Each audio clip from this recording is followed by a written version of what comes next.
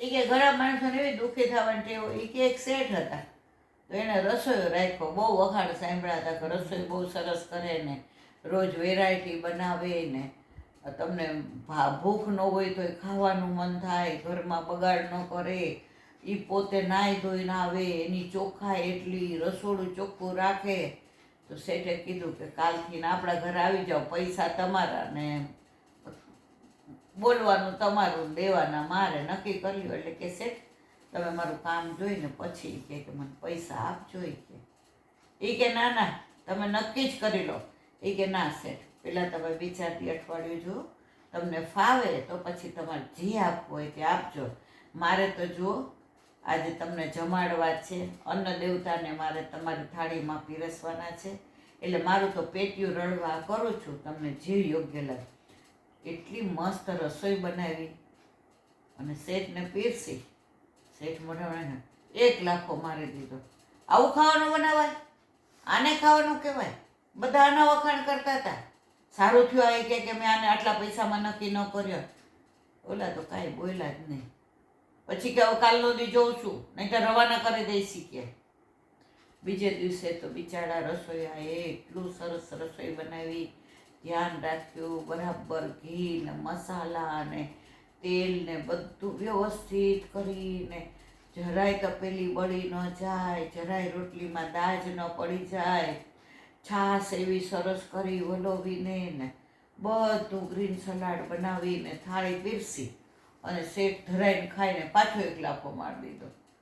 એ કે આજે તો હવે કાંઈ કહી શકો એમ જ નથી. 100 માણસને તમે બોલાવો કે આ રસોઈ કેવી થઈ છે, જો 100માંથી 1 જણ કહે તો હું મારી જિંદગી હારી જાઉં. એ કે એટલે જ લાફો માર્યો. એ કે કાં?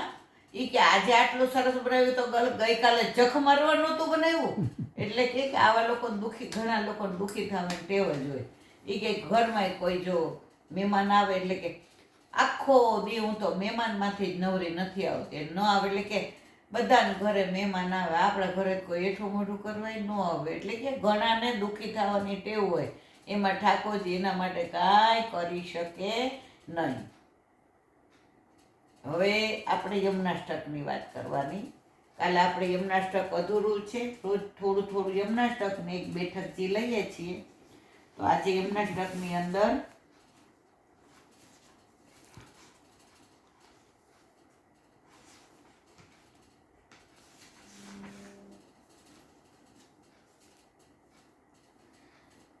બોલો શ્યામ સુંદર શ્રીયમની મહારાણી કી. ભગવાનના વિયોગમાં પણ ભગવત આવેશ્યુક દેહ સિદ્ધ કરે છે.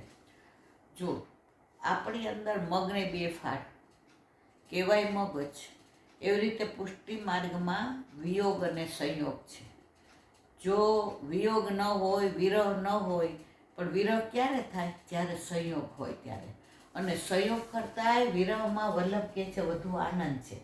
સંયોગમાં તો સામે જે લીલા થતી હોય એ જ દર્શન થાય.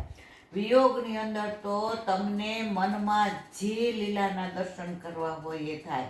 તો આની અંદર શું કહે છે કે જ્યારે અનવસર થાય ત્યારે યમુનાજી એવી કૃપા કરે કે તમને એ વ્રજ દેખાય. અત્યારે ઠાકોરજી ક્યાં બિરાજતા હશે, કઈ કુંજમાં હશે, કઈ સખી સાથે હશે, ક્યાં વિહાર કરતા હશે, અત્યારે સખીઓની સાથે કેટલી કેલી કરતા હશે. આ જ બધા વિચાર આવે તો પ્રભુનો સંયોગ છે, વિયોગ છે છતાંય જાણે તમે સંયોગમાં હો એવું લાગે. એનો સાક્ષાત દાખલો કયો? રાતના ગોપાલદાસની શ્રીયંગ બરાબર નહોતું પુરુષોત્તમદાસ શેઠના દીકરાનું.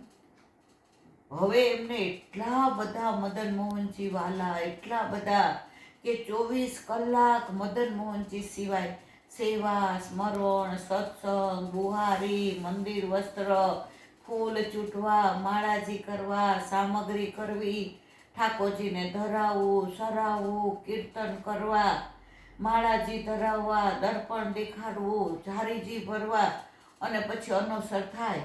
હવે એકવાર શ્રીઅંગ બરાબર નહોતું અને રાત્રે ઠાકોરજીના અનવસર કર્યા તો બરાબર ઉંબરા પાસે બેઠા અને બોલે, હા મારા મદન મોહન પ્યારે, હા મારા મદન મોહન પ્યારે, હા મારા મદન મોહન પ્યારે.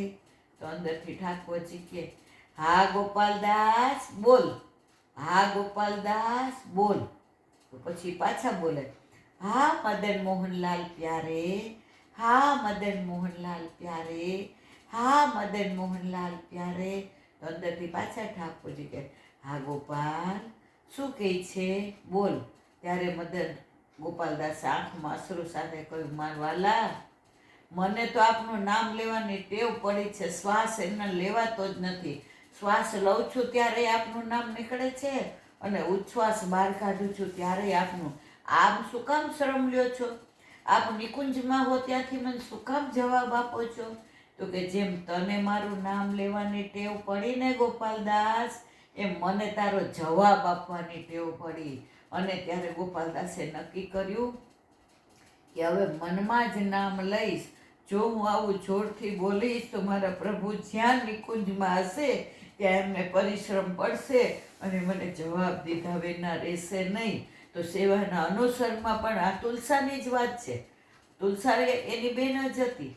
તો એ તુલસા મથુરાનાથજીની સેવા કરે અને બહાર આવે અને પછી એને એમ થાય અત્યારે મથુરાનાથજી અનુસરમાં ક્યાં બિરાજતા હશે, રાધાજી હશે, ચંદ્રાવલીને ત્યાં રીઠોરા પધાર્યા હશે, ત્યાં ચંદ્રાવલીજીને મનાવતા હશે, ચીબુકની અંદર એમનું અધરામૃતનું પાન કરાવતા હશે, ચંદ્રાવલીજી ઠાકોરજીના મનોહાર કરાવતા હશે, વિવિધ સામગ્રીના ભોગ ધરાવતા હશે, ઠાકોરજીને લાડ લડાવતા હશે.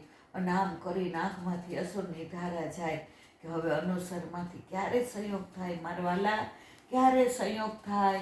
અને ત્યાં તો છોટે મથુરાનાથજી પ્રગટ થઈ ગયા અને એની સામે કે જો હું ક્યાંય નથી, તારી સામે જ પ્રગટ થયો છું.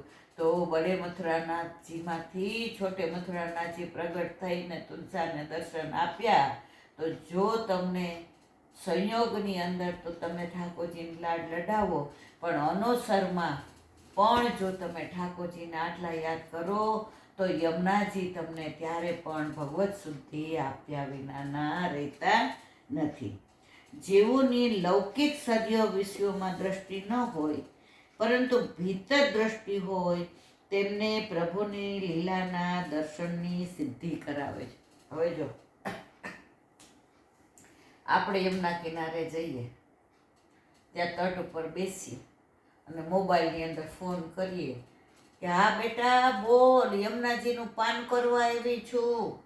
હા હા, પણ પછી ફિક્સ પાકી ગઈ તે લઈ આવ્યો કે નહીં? પાછા બેંકમાં પૈસા હવે જો બેઠા છીએ યમુનાજી પાસે, સામે સાક્ષાત યમુનાજી વહી રહ્યા છે. તમે એને જળ રૂપા માનો છો એટલે લૌકિક વાત કરો છો. જો તમે એને સાક્ષાત ઠાકોરજીના ચતુર્પ્રિયા માનતા હો અને તમને હાથમાં કમળના માળાથી લઈને યમુનાજી સોળે શણગાર સજીને ઠાકોરજીના શ્રી કંઠમાં માળાજી ધરાવવા જતા હોય